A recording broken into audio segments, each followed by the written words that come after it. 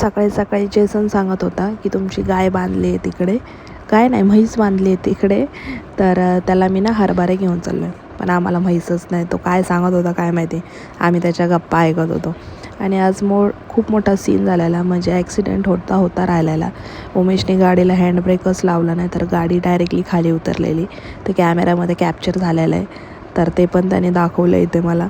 मग दुपारी इकडं डमरू मामासोबत खेळत होता. तो गेला की डमरू रडायचा, आला की परत हसायचा, असंच चाललेलं त्यांची मस्ती.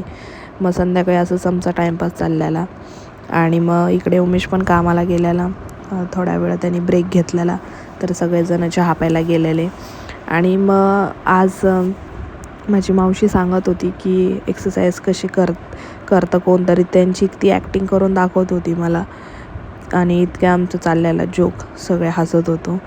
ते झाल्यानंतर आम्हाला डायरेक्टली अचानक एक सरप्राईज भेटलं की उमेशचे एक फ्रेंड आहेत, त्या घरी आलेले केक घेऊन डमरूसाठी. तर आम्हाला खूप शॉक झालेलं की कसं काय आले, आम्हाला कळलंच नाही कोणी केक पाठवला. मग त्यांनी सांगितलं की उमेशनेच मला सांगितलं केक घेऊन जायला, तर मी आलेलो. मग त्यांना चहा वगैरे दिला, मग ते गेले. मग आम्ही पण निघालेलो जरा बाहेर, समोसा वगैरे आणलेला आम्ही, आणि मग शोरमा पण घेतलेला. त्यानंतर घरी आलो. आणि इकडे आज उमेशचं चाललेलं भिशी काढायचं काम, म्हणजे त्यांनी भिशी लावले ऑफिसमध्ये त्यांच्या, तर कोणाचा नंबर येतो आहे ते त्यांचं चाललेलं.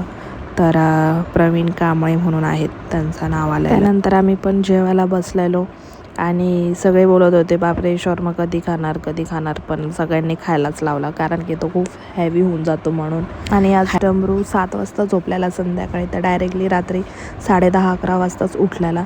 म्हणून मग जरा तो उठल्यानंतर पण चिडचिड करत होता. तर मग थोडा 12 नंतरच आम्ही केक कापलेला त्याला तयार वगैरे करून. आणि इकडं उमेशनी पण पावभाजी मागवलेली त्याला जेवण्यासाठी, कारण की त्याने घरी काय बनवलं नव्हतं म्हणून. तर तुम्हाला बड्डे व्लॉग काय सेलिब्रेशन केलं आम्ही, ते तुम्हाला उद्याच्या व्लॉगमध्ये बघायला भेटणार आहे. तर भेटूया उद्याच्या व्लॉगमध्ये. तोपर्यंत काळजी घ्या आणि चॅनलला सबस्क्राईब करा. Bye bye.